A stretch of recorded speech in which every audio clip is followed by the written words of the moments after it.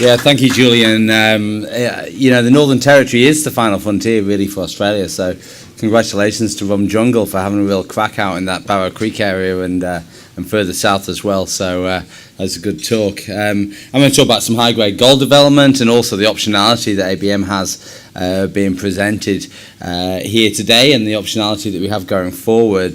We set out 4 years ago, essentially, into what we described as the final frontier, and we made a discovery. Well, we can't really say that we made it, because there was the North Flinders Newmont gold occurrence, there was visible gold at surface, and just the thought that to have visible gold sticking out of the ground in Australia that doesn't have 40 shafts on it, doesn't have full of old workings, none of those kind of things existed out there in this central part of Australia, which is, and that's why we kind of felt it was fairly special, and we're getting stuck into it. I draw your attention to the obligatory disclaimer there, give you time to read that. And moving on, so what you're going to see in this presentation really is development growth focus for ABM Resources now.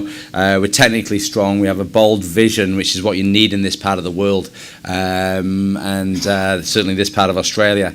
We're developing one of the highest grade open pits in Australia. We have a pipeline of quality projects. It's a cliche, I know, but it's true in this case, and regional discovery driven alliances with groups like Independence Group, and discoveries to resource in a very quick period of time. We've now got to convert that from resource into mines, which is what we're working on. A board of directors of 4 at the moment, although we recently announced a placement with Pacific Road Capital for $19.6 million, and they will be nominating a newer director to the board in the not too distant future. Our current largest shareholder is APAC Resources, based here in Hong Kong, and they have been very supportive over the last couple of years for ABM, and also they're welcoming in Pacific Road into joining in the mix. So where are we? Northern Australia. We're the largest license holder in Northern Australia, the largest license holder in Australia for junior gold, about 0.4% of Australia's landmass under license, whether it be exploration license or exploration license application. Our main focus is up in that Tanami area, and I'll talk a little bit about what we're doing with Lake Mackay and also the North Arunta area during the content of this presentation. But the main project we're talking about today is the Twin Bonanza Gold Project, located up close to the West Australia Northern Territory border, about 700 kilometres northwest of Alice Springs. So the Old Pirate High Grade Gold Project, like I said, North Flinders essentially identified gold in this area around about the same time they discovered Cali, which was of course a major discovery, and it didn't really have the attention that we felt that it deserved during that period. We got hold of it around about 3.5 years ago, and in the period since then we've added on a global resource, inferred and indicated categories in that, 611,000 ounces at 10.1 grams using a 300 gram top cut. We've completed trial mining. I'm going to talk a little bit about that and what we achieved and what we didn't achieve and what we're still working on there. We've also got a porphyry gold deposit on this project. It's the only porphyry related or intrusive related gold deposit in this region. We're at 1.1 million ounces on that, forms part of a midterm development and scoping plan on that, and then of course this regional portfolio. So in terms of the resource, this resource was completed in 2013. We have done checks, and there's been a few little changes to the geology, but basically we haven't seen that it's changed a great deal following our trial mining, our 10,000 tonne parcel, which I'll get to in a second. So that's kind of what the resource model looks like. We'll move straight on. Visible gold sticking out of the ground in Australia, again, something that's relatively unheard of. Certainly that doesn't have lots of old shafts and things on it. This is, quartz veins basically there that was sticking out prior out of the ground. We do pan gold out of RC drill chips on a relatively frequent occasion through there as well, and it's shown that this is a coarse gold system.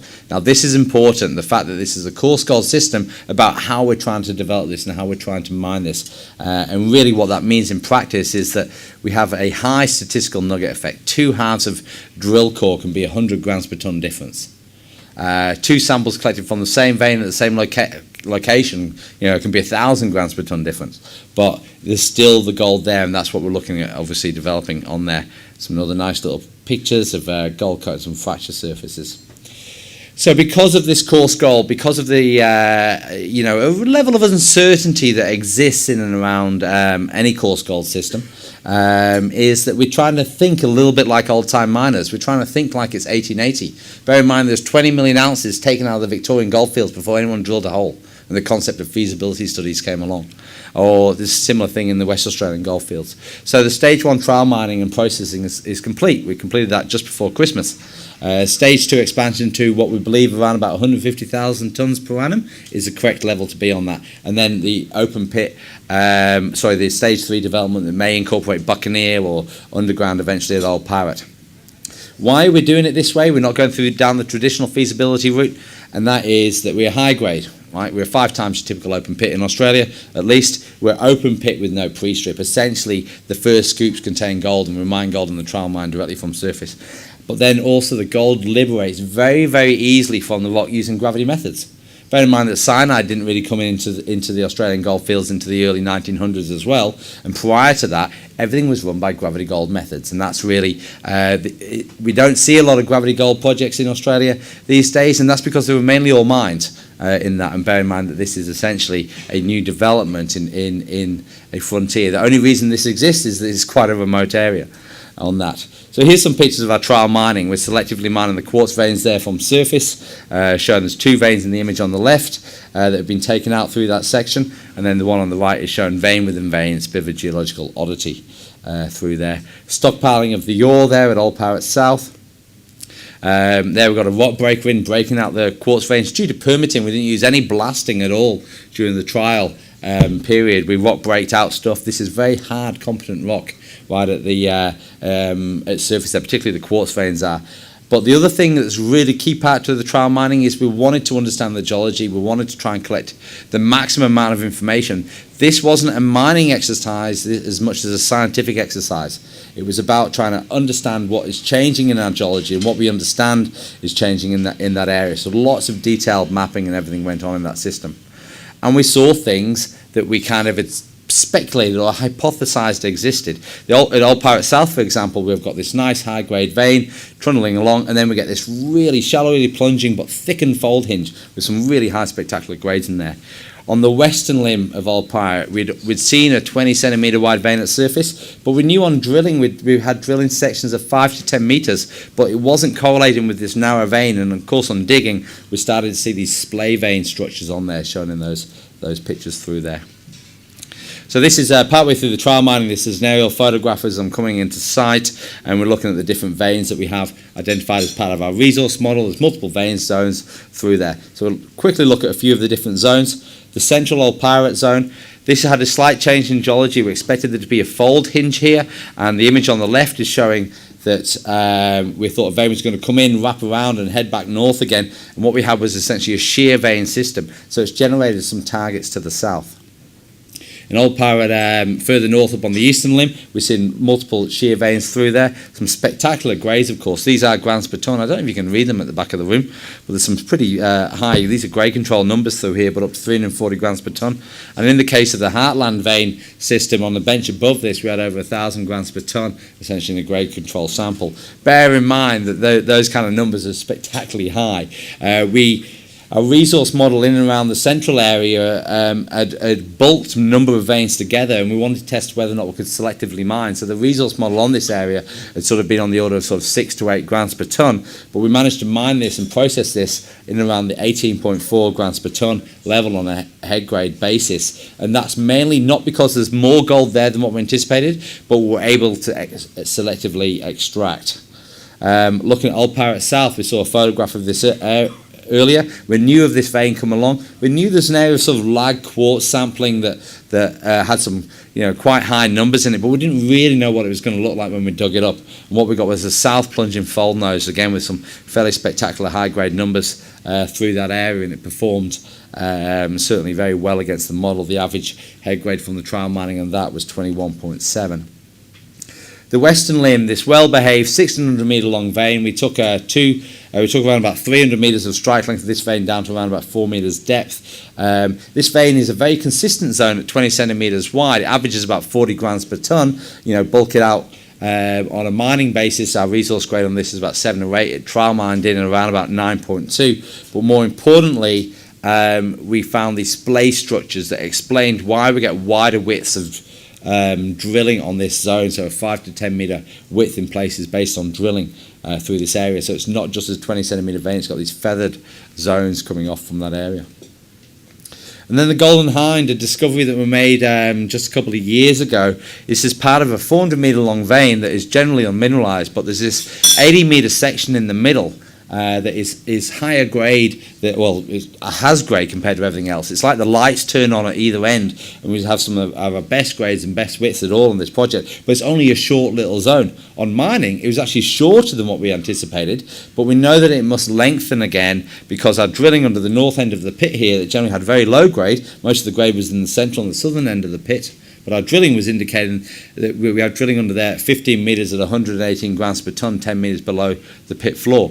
So whilst on drilling this looked like it's a well-behaved system, there were things that we noticed in there that we need to test. Now we believe that that is now a series of shallowly plunging chutes, so that 15 metres at 118 grams must daylight further to the northwest. We've been back and looked at the data, and we've seen some 6 gram rock chip samples a little bit further to the northwest from there, so we're going to go out and test those that drilling in that area. In the remotest location in Australia, down the end of a very dusty corrugated road, 700 kilometres from Alice Springs, we dragged and hauled up a crushing circuit and a ball mill and essentially a gravity gold plant, and we installed that. You know, there was some delays in commissioning and there's a few issues through there, but generally overall we managed to get processed 9,844 tonnes. We were, you know, obviously there's a 10,000 tonne target, but you know, give or take on that. We recovered 3,000 odd ounces direct from there. We do have gold in circuit build up. Now that's calculated from gold feed in versus tails grade out versus gold in hand. For the first 4,000 tonnes that had the greatest effect, where we had gold in circuit, ball mill, pumps, pipes, hoppers, those different kinds of areas that we're still cleaning out right now. But for the last 6,000 tonnes, that reconciled, you know, pretty close to perfect for a system like this, and we had around about 85% gravity gold recoveries, and we believe we can increase that to 90%, so it's not using any cyanide at all on that system. So it's a work in progress on that gold circuit recovery. It's a very visual process collecting gravity gold. These are Gemini tables, so it takes the concentrate from the Nelson concentrator and it puts across this shaking table. There's a little movie that shows that shaking in a little bit, but you know, extracting the gold coming across the tables from that area. So what did the trial teach us, or what did we learn from the trial? What questions were answered? Well, we can site mine to geological boundaries. Our resource grade is 10 grams. We got this to run at 17.8, not because of it's got more gold in it than we thought, but really because we can really control geological mining. We can follow the geology on this. Overall, the model behaved as expected on a global sense. On a steady state basis, 85%, and we believe that there's upside from there, and of course multiple high grade zones. We can mine, you know, consecutively during the day, and it's not like an underground development where you need 300 metres of development to get to your next zone. We just truck the excavator over to the next zone. But also, it generated questions of the geology. We had excellent exposure on this to begin with, and then we get 5 metres down and things looked a little bit different. So it's generated a whole lot of extensions that we want to test. There were local variations in the geology. The golden circuit build-up was a real pain through that earlier stages, and we're cleaning that out. We're still looking at that second half on reconciliation. And the scheduling and mining rate, well, we believe that around about 150,000 tonnes per annum is about the correct mining rate for this. And we're about to answer some of those questions now. One of the reasons why it's important to answer those questions in the short term, and one of the reasons why Pacific Road, we've taken some capital from Pacific Road, is that we need to go and drill. We don't want to sterilise any of these extensions by putting a pit in the wrong place or sterilising stuff out. So 30,000 metres of infill and extensional drilling going in April, May, June. We are essentially looking at the areas that indicated there schematically in white, but extension of the western limb off to the right, linking Old Pirate Central to Old Pirate South along this mineralised shear vein system. We have a undrilled high-grade zone called Bermuda South that seems to link in with this shear zone that we identified in trial mining that's mineralised. So we'd like to test that up. It could be an entirely new system through there. And then extensions of Golden Hind to the north as well that we want to test so we can make sure that we get all those correct. A lot of question marks, and I'm sure that David knows about permitting in the Northern Territory. Things can turn a little bit slowly up in that area, but nevertheless, it is progressing. Our mine lease application is progressing. The mining agreement with the traditional owners via the Central Land Council is complete, and has been lodged, and we have ministerial approval from Minister Nigel Scullion on that. The environmental impact statements were submitted late last year. We've had a request for some minor supplemental updates, which is completely common in this process, and we're filing those now.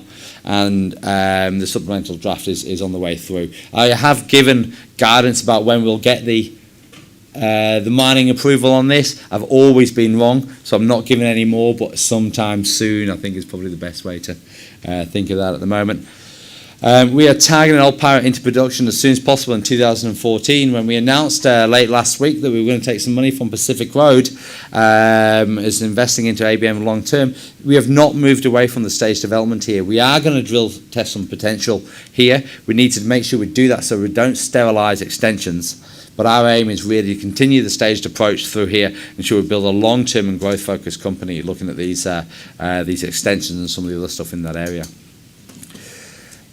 I am an exploration geologist after all. You know, I'm a man of sort of boots and rocks, and when we look at an area like the thing that attracted us to this project to begin with was the fact there was so much anomalism, so much different styles of mineralization through this area. So zooming out from the Old Pirate Trend, it sits within a 6 kilometre long gold anomaly. We've got the Buccaneer Porphyry I'll touch on in a second, the Port Starboard Trend, the Casa Gold anomaly is off to the south east of there. Vampire has, you know, rock chips at surface for 83 grams per tonne. This is the true potential of this area. That is something that we yet to really uncover and really to work through. The Buccaneer Gold Porphyry, it is the first intrusive related or porphyry related gold system in this area. We have a bulk tonnage resource of 2.67 million ounces, but last year we remodeled some of the higher grade zones in there, which is the model that's shown on screen there, and 15.3 million tonnes, 2.23 grams for 1.1 million ounces. You know, from surface to around about the depth of the tower here, to give you a sense of the kind of depth that we have on that. And we're looking up the upper part of that for potentially open pit and development going through. We have said late last week we're going to do a lot of metallurgical test work on this. We do see visible gold in this area. We don't know whether or not it heap leaches. They're the kind of things that we want to test in that. It's only 4 or 5 Ks. And also along the western contact of the Buccaneer Porphyry, we have the Cypress Zone, where the inferred resource on that is 160,000 tonnes at 11.35. It's just inferred. We need some more holes. We want to do that, but there could be actually quite a nice resource expanding out on that area. It's open in pretty much all directions through that area. And then regionally, if I'd stood here 4 years ago or 3 years ago, I would have talked about this immense regional area that's been so underexplored in Australia and has all this upside. And we certainly came to the conclusion as we're moving into a mining phase or development phase at Old Pirate that we can't get to everything. We were approached by Independence Group about Lake Mackay. This is the final frontier of the final frontier, one of the last lost Aboriginal groups. Well, they weren't lost, they knew exactly where they were, but they were discovered in 1984 when they walked out of the desert in that Lake Mackay area, and I've met a few of the guys there. It is a remote part of Australia, but out in that area, Independence Group have seen a Proterozoic mobile belt that has had so little work, but there's evidence of gold and copper and there's evidence of nickel in the system, and so they're getting stuck into that through an option agreement. North of Runter, we're spinning out to a company called Clancy Exploration, ASX CLY. If you're looking at that, these are some quality explorers that have been looking in New South Wales. They've got a lot of the New South Wales stuff joint ventured out, and they're going to get stuck into this North of Runter area pending shareholder approval from them, and we'll become the largest shareholder in that company through there. In terms of Independence Group down at Lake Mackay, pretty much the ink was still drying on the agreement when they had mobilised a team out there into the Lake Mackay area. They collected 2,500-3,000 or so geochem samples in a matter of months. It was an 800 by 800 metre grid, and since then they've identified 65 new gold anomalies on the first pass. So I believe they're fairly excited on that. Includes clusters of gold anomalies like the Tekapo cluster at 20 kilometres by 15 kilometres. And given their track record of discovery, we'd love to see a new Tropicana type discovery out in this district. And given the amount of work that's happened out there previously, i.e. very little, you certainly see that potential is happening. So in summary, our future, right, is that we have the highest grade open pit development gold projects in Australia. We have stage development and stage capital expenditure, so we don't really, with the Pacific Road money coming in, there's no need for access further capital. We do have a debt facility with the ANZ as well, which remains undrawn, and we are debt-free. Extensional exploration upside being tested. First time in 18 months. Next month we get a drill rig starting to drill out on the old Parrot area, or close to 14 months, but it's certainly first time that we actually get drill rig turning under known high-grade zones that we have at surface, like the Bermuda zone, that haven't been drilled yet. So we're looking forward to bringing those results to market shortly. A pipeline of future projects. Buccaneer, we have a discovery called Hyperion with a couple 100,000 ounces, a couple of grams in it. The blue sky upside, where anything might happen at Lake Mackay or North of Runter, which are funded by other companies essentially, and our own portfolio as well. No debt, as I said, and a very supportive register, and APAC Resources is now coming in Pacific Road Capital. This is a little movie of life in the Central Desert.